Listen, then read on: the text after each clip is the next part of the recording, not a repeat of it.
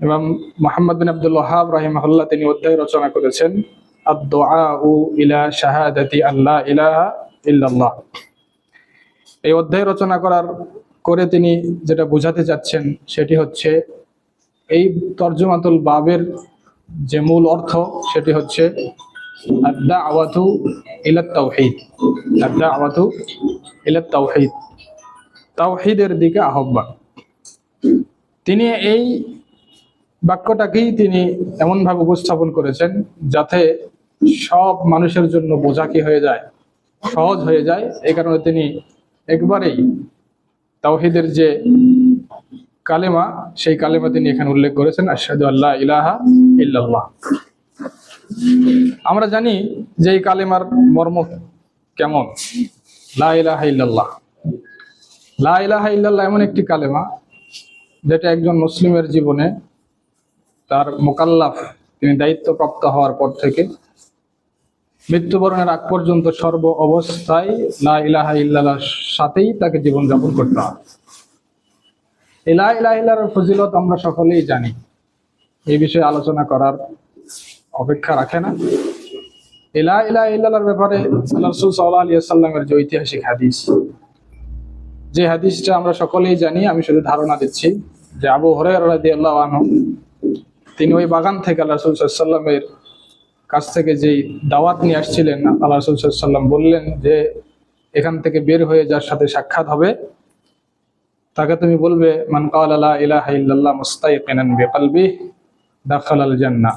যে ব্যক্তি অন্তর দিয়ে খালেস নিয়তে আল্লাহকে সন্তুষ্ট করার উদ্দেশ্যে লা ইলাহা ইল্লাল্লাহ বাক্যটি বলবে সে জান্নাতে প্রবেশ করবে। এই হাদিসটি আমরা জানি। এই বাক্য ওমর বিন খাত্তাবের কাছে যখন তিনি বলেছিলেন তাকে তিনি আঘাত করেছিলেন।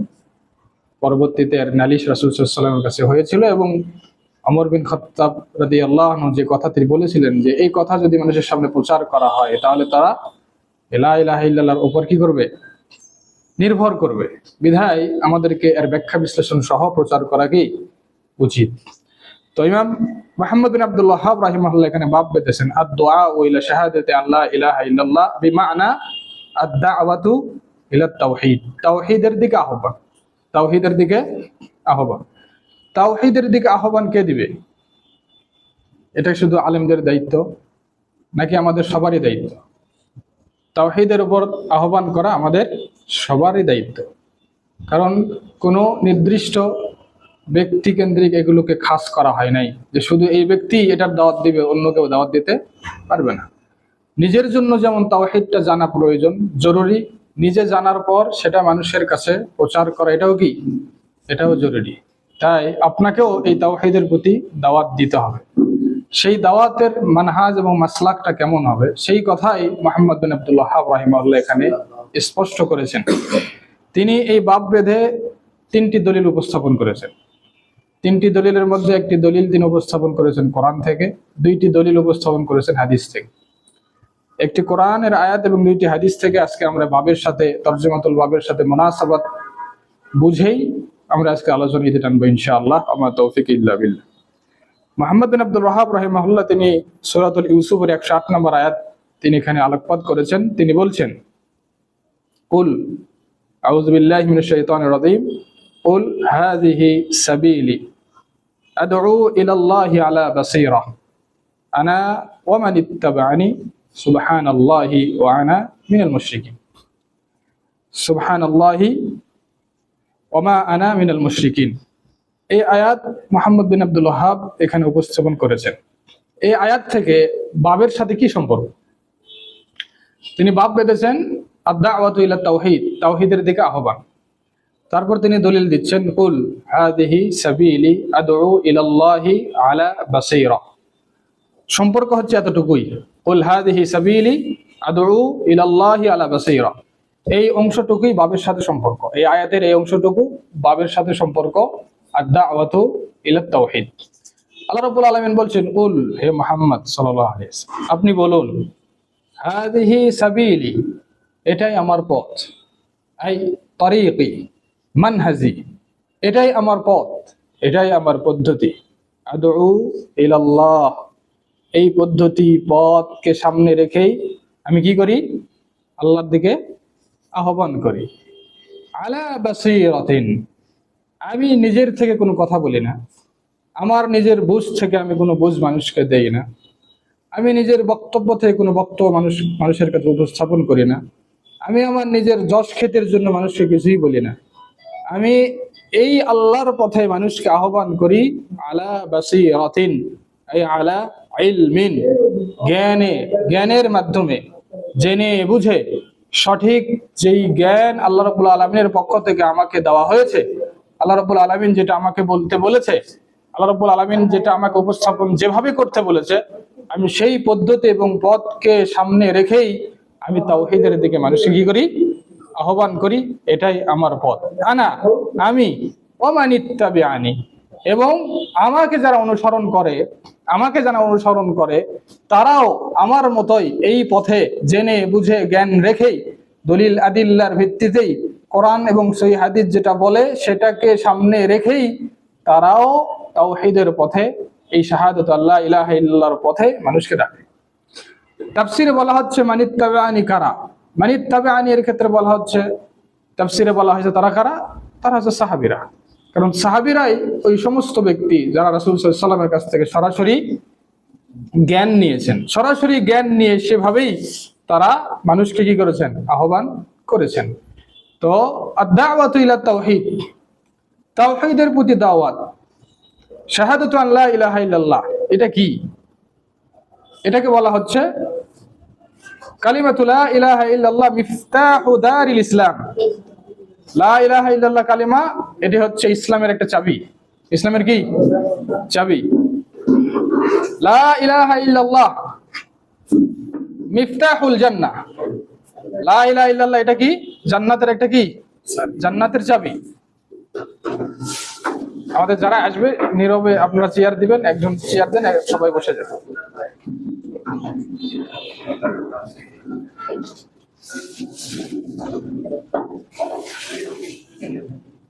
এই ব্যাপারে বিখ্যাত তাবেঈ ওয়াহাব ইবনে মুনাব্বি রাহিমাহুল্লাহ তিনি বলছেন, আলাইসা লা ইলাহা ইল্লাল্লাহ মিফতাহুল জান্নাহ, লা ইলাহা ইল্লাল্লাহ কি জান্নাতের চাবি নয়? প্রশ্ন করছেন। তখন বলা হলো হ্যাঁ, লা ইলাহা ইল্লাল্লাহ জান্নাতের কি চাবি।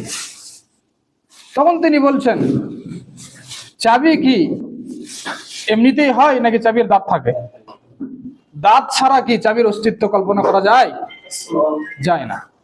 কোন ব্যক্তি যদি দাঁত সহ চাবি নিয়ে হাজির হয়, অবশ্যই ওই ব্যক্তি তালা খুলতে পারবে।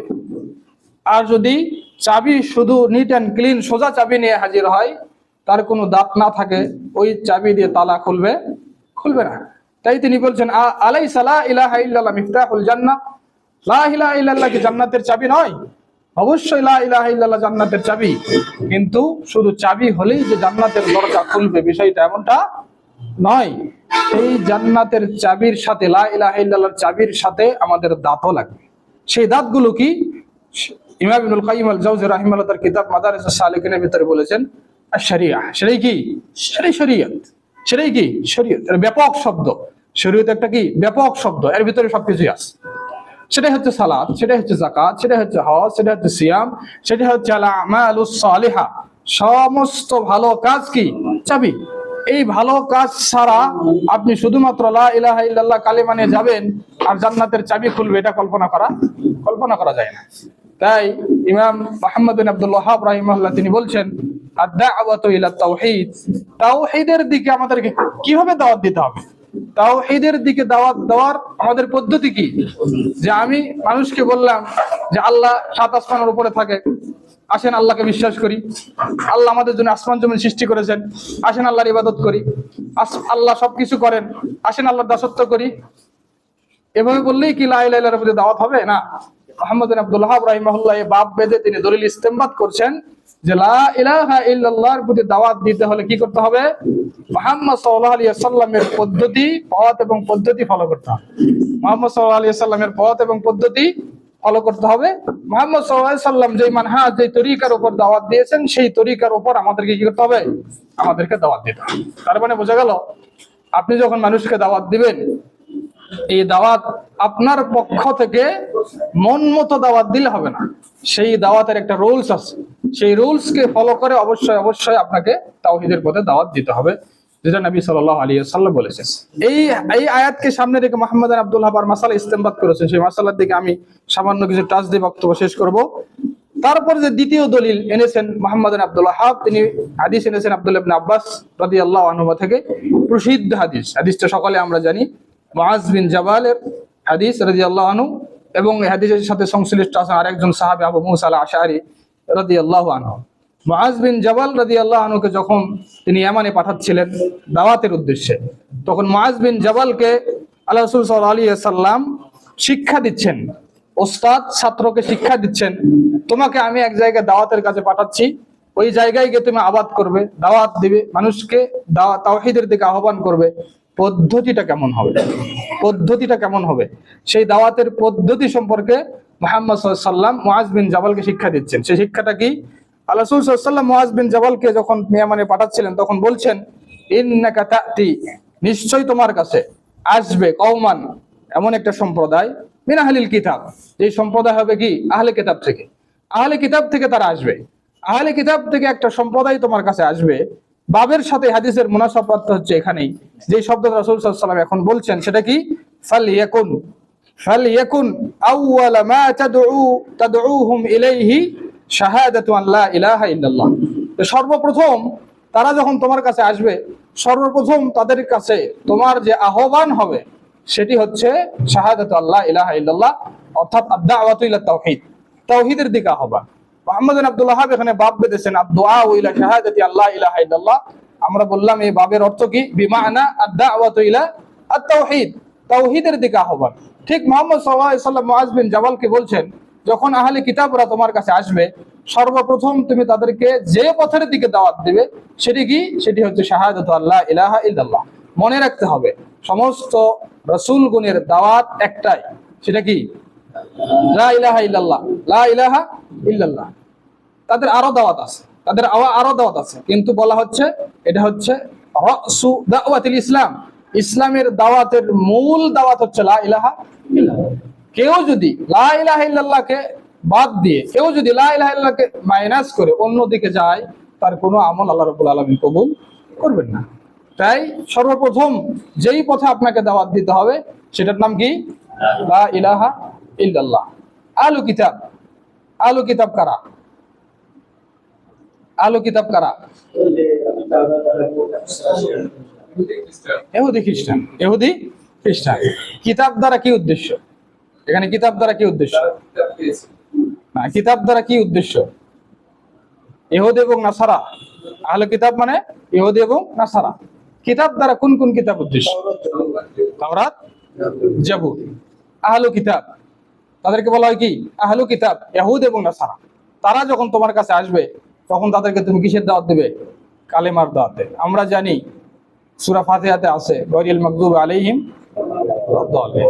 কারা এরা? ইহুদ এবং নাসারা। ইহুদ কারা? যারা জ্ঞানী, যারা জ্ঞানী, তাই কি না? এই হাদিস থেকে মুহাম্মদ বিন আব্দুল ওয়াহাব মাসালা ইস্তেমবাদ করেছেন, লা ইয়ারিফুহা ইয়ারিফুহা ওয়া লা ইয়ামালু বিহা। সে কালেমা, অনেকে আছে কালেমা জানে না, কালেমা জানে কিন্তু আমল করে না, তাদেরকেও কি করতে হবে? তাদেরকেও তিনি এখানে দাওয়াতের কথা বলেছেন। এখানে ইহুদ যারা, তারা জ্ঞানী, ইহুদিরা জ্ঞানী না? ইহুদিরা জ্ঞানী, ইহুদিরা সব জানে কিন্তু মানে না। এই কারণে আল্লাহ রাব্বুল আলামিন তাদের উপর কি? রাগান্বিত। কি? রাগান্বিত। আর নাসারারা কি? কিছুই জানে না, শুধু আমল করে, এই জন্য নাসারারা পথভ্রষ্ট। এখন আপনাকে কি করতে হবে? আপনাকে ব্যালেন্স করতে হবে। ব্যালেন্সটা কি? আপনাকে জানতে হবে। কি করতে হবে? জানতে হবে এবং কি করতে হবে? আমল করতে হবে। যদি আপনি জানেন, আমল করলেন না, আপনার সাদৃশ্য কার সাথে? ইহুদিদের সাথে। এখন আপনি জানেন না, উদাইশ যেখান থেকে শুনেছেন সেখান থেকে যদি আমল করতেছেন, আপনার সাদৃশ্য কার সাথে? নাসারাদের সাথে। এই মুহাম্মদ সাল্লাল্লাহু আলাইহি ওয়াসাল্লাম বলেছেন, কুল হাযিহি সাবিলি আদউ ইলাল্লাহি আলা বাসীরা। আমি বাসীরা, এটা আমার পথ এবং পদ্ধতি। এই পথ এবং পদ্ধতি ব্যতিক্রম করে, এই পথ এবং পদ্ধতিকে উল্টিয়ে দিয়ে কোনো ব্যক্তি যদি অন্য কোনো নতুন একটা পদ্ধতিকে ফলো করে মানুষকে দাওয়াত দেয়, ওই দাওয়াতে আল্লাহ রাব্বুল আলামিন কখনো ওই দাওয়াত ফলপ্রসূ করবেন না এবং কবুল হবে না। এই দাওয়াতের একটাই মানহাজ এবং তরিকা, সেটা কি? তরিকাত মুহাম্মদ সাল্লাল্লাহু আলাইহি ওয়াসাল্লাম আলা বাসীরা, মুহাম্মদ সাল্লাল্লাহু আলাইহি সাল্লামের পদ্ধতিকে ফলো করে জেনে বুঝে তার উপর কি করতে হবে? আল্লাহর দিকে দাওয়াত দিতে হবে। তো এই মুআয বিন জাবাল রাদিয়াল্লাহু আনহু রাসূল সাল্লাল্লাহু আলাইহি সাল্লাম বললেন, তোমার সর্বপ্রথম কাজ হচ্ছে কি? শাহাদাতু আল্লাহ ইলাহা ইল্লাল্লাহর প্রতি মানুষকে আহ্বান করা। তারপর যদি মানে সালাত, তারপর যদি মানে যাকাত। হাদিসটা আমরা সকলেই জানি। এই হাদিস থেকে মুহাম্মদ বিন আব্দুল ওয়াহাব সহ সকল মুহাদ্দিসিন কিরাম, সকল মুশাররিহগণ যারা শারহ করেছেন, সকলে ইস্তেমবাদ করেছেন আত-তাদাররুস ফি শরিয়া। আত-তাদাররুস ফি শরিয়া, শরীয়ত মানুষকে শিক্ষা দিতে হবে কিসে? ধীরে ধীরে, আস্তে আস্তে। আমি যদি আপনাকে আজকেই বলি না, আজকে আপনাকে দাঁড়িয়ে রাখতে হবে, আজকে আপনাকে নামাজ ধরতে হবে, আজকে আপনাকে সমস্ত হারাম থেকে বিরত থাকতে হবে, আজকে আপনাকে সুদ ছাড়তে হবে, ঘুষ ছাড়তে হবে, সবকিছু ছেড়ে আজকে আপনাকে পরিপূর্ণ মুসলিম হতে হবে, অসম্ভব ব্যাপার, অসম্ভব ব্যাপার, কখনো এটা সম্ভব নয়। মুহাম্মদ সাল্লাল্লাহু আলাইহি ওয়াসাল্লামের দাওয়াতের পথ এবং পদ্ধতি হচ্ছে তাদাররুজান, ধীরে ধীরে, ধীরে ধীরে। তাকে আগে বুঝাতে হবে যে এটা কি মানতে হবে, তাকে আগে বুঝাতে হবে এটা ছাড়া আমার জীবন চলবে না, তাকে আগে বুঝাতে হবে এটা আমার জীবনে লাগবেই। যখন সে বুঝে যাবে লা ইলাহা ইল্লাল্লাহ আমার জীবনে আবশ্যিক একটা বিষয়, তখন আপনি তাকে বলেন লা ইলাহা ইল্লাল্লাহ যেহেতু বুঝেছেন, তাহলে একটু আপনাকে কষ্ট করতে হবে, ফজর পড়তে হবে, জোহর পড়তে হবে, আসর পড়তে হবে, মাগরিব পড়তে হবে, এশা পড়তে হবে। এটা যখন আপনি পড়েছেন, আপনার সম্পদ আছে, আরেকটু কষ্ট করতে হবে, মনটাকে বড় করতে হবে, আপনার সম্পদের যাকাত ফরজ হলে যাকাত দিতে হবে। কিন্তু আপনি সবকিছু একবারে বলবেন, কখনো এটা সম্ভব নয়। তাই আদ-দাওয়াতু ইলা শাহাদাতি আল্লা ইলাহা ইল্লাল্লাহ এর পদ্ধতি হচ্ছে রাসূল সাল্লাল্লাহু আলাইহি ওয়াসাল্লাম আমাদেরকে যেভাবে কি শিখাতে বলেছেন, আমাদেরকে কি সেভাবেই শিখতে হবে। তারপর যে দ্বিতীয় হাদিসটা তিনি নিয়ে এসেছেন, সেটি হচ্ছে সাহাল ইবনে সাআদের হাদিস।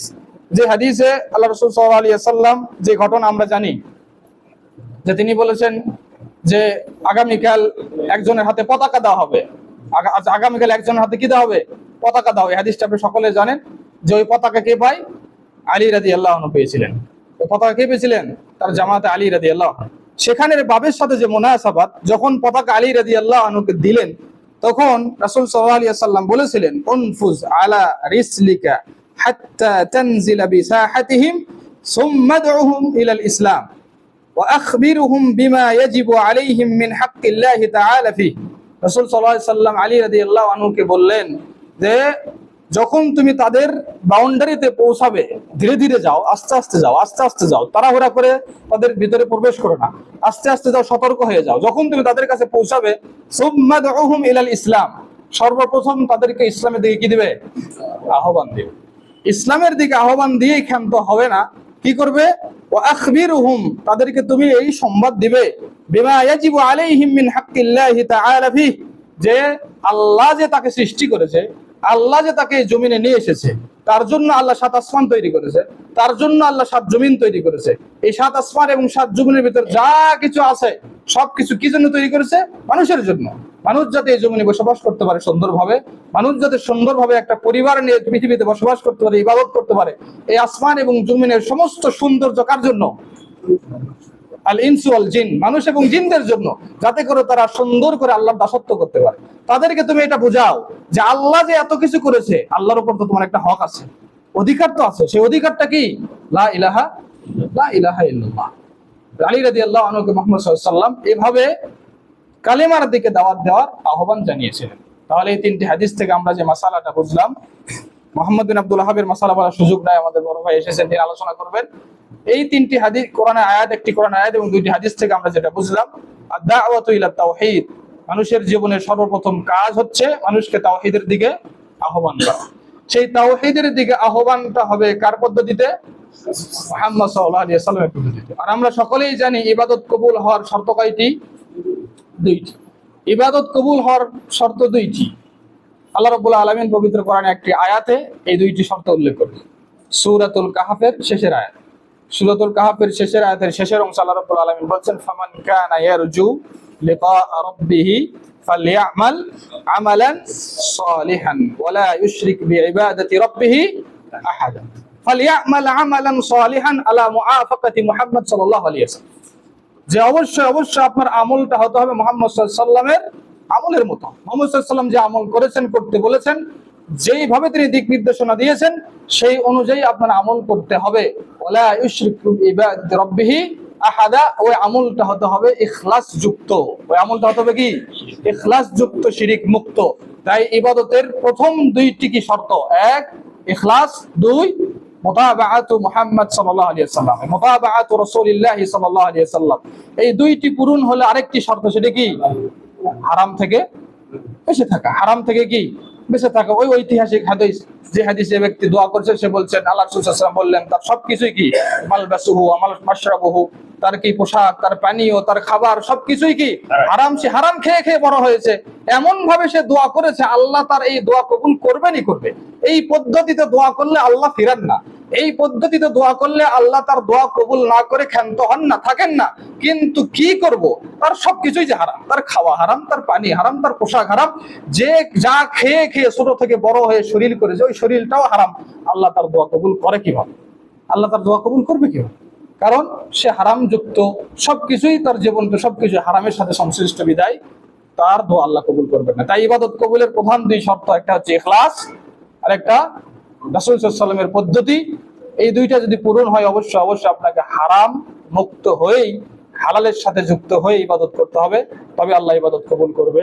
আল্লাহ রাব্বুল আলামিনের কাছে দোয়া করি, আসুন আমরা ইসলামকে জানি, জানার মতো করে জানি। আসুন আমরা ইসলামকে বুঝি, বোঝার মতো করে বুঝি, নিজের মন মতো না বুঝি। ইসলাম যেভাবে আমাদেরকে বুঝতে বলেছেন সেভাবে বুঝি। রাসূল সাল্লাল্লাহু আলাইহি ওয়াসাল্লাম যেভাবে ইসলাম সাহাবীদেরকে বুঝেছেন, সাহাবীরা যেভাবে তাদের ছাত্র তাবেঈদেরকে বুঝেছেন, তাবে যারা আতবাউত তাবে, এভাবে সালাফরা যেভাবে ইসলাম বুঝেছেন, আমরা সেভাবে ইসলাম বুঝি। কোন ব্যক্তি যদি এই পথ এবং পদ্ধতি থেকে কিঞ্চিত পরিমাণ সরে যায়, তাহলে তার ইসলাম সঠিক হবে না, হবে না, হবে না। অবশ্যই অবশ্যই ইসলাম, সঠিক ইসলাম পালন করতে হলে মুহাম্মদ সাল্লাল্লাহু আলাইহি ওয়াসাল্লামের পদ্ধতি অনুযায়ী ইসলাম আমাদেরকে বুঝতে হবে। তাই লা ইলাহা ইল্লাল্লাহর প্রতি দাওয়াত এবং আহ্বান আমাদেরকে দিতে হবে মুহাম্মদ সাল্লাল্লাহু আলাইহি ওয়াসাল্লামের পদ্ধতিকে ফলো করেই, তবেই এই লা ইলাহা ইল্লাল্লাহ হবে আমাদের জন্য ফলপ্রসূ। আল্লাহর কাছে আমরা দোয়া করি